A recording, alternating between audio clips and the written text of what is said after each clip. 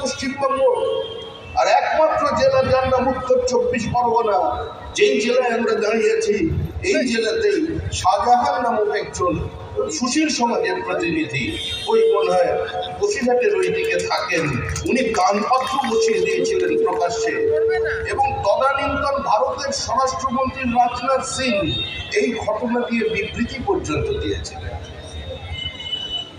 বাংলাদেশের প্রধানমন্ত্রী শেখ হাসিনা,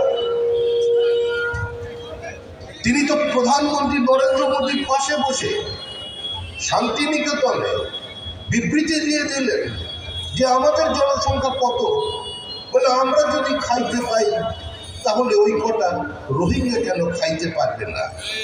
পরিণতি কি হয়েছে তাকিয়ে দেখুন বাংলাদেশের কক্সবাজারের দিকে। আজকে বাংলাদেশ আজকে এই সমস্যায় জর্জরিত হয়ে গেছে। আজকে এই মাটি, ব্যারাকপুরের মাটি, যার সঙ্গে মঙ্গল পাণ্ডের ইতিহাস জড়িয়ে আছে, এই মাটির সঙ্গে সিপাহী বিদ্রোহের ইতিহাস আছে।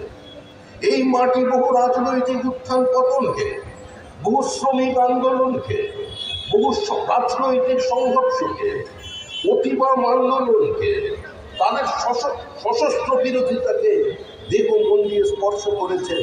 এই মানুষকে চিন্তা করতে হবে আপনারা আগামী দিনে কোথায় যাবেন। কি তৈরি হয়েছিল পরিস্থিতি 1946 সালে, আর কি পরিস্থিতি তৈরি করেছেন মমতা বন্দ্যোপাধ্যায় এই 2025 সালে। আজকে এই প্রজন্মকে নতুন করে তা নিয়ে চিন্তা ভাবনা করতে হবে।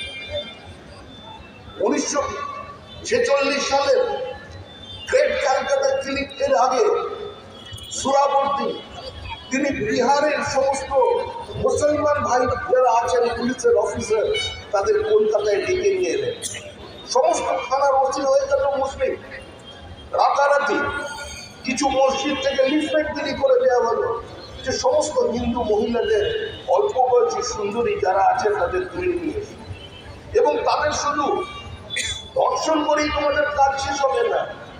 28 অক্টোবর একটা তারিখ পর্যন্ত ঠিক করে দেওয়া হলো, যেদিন 3টে ইদ্যৎকালের পরে তোমরা তাদের বিবাহ পর্যন্ত করতে পারো সম্মান করে। সেদিন কারা মুখে দাঁড়িয়েছে। এই পরিস্থিতি পশ্চিমবঙ্গের মানুষ দেখেছে। মহিলাদের খাই পর্যন্ত কেটে মধ্য কলকাতা, উত্তর কলকাতায় মাংস দোকানে ঝুলিয়ে রাখা হয়েছিল। মানুষের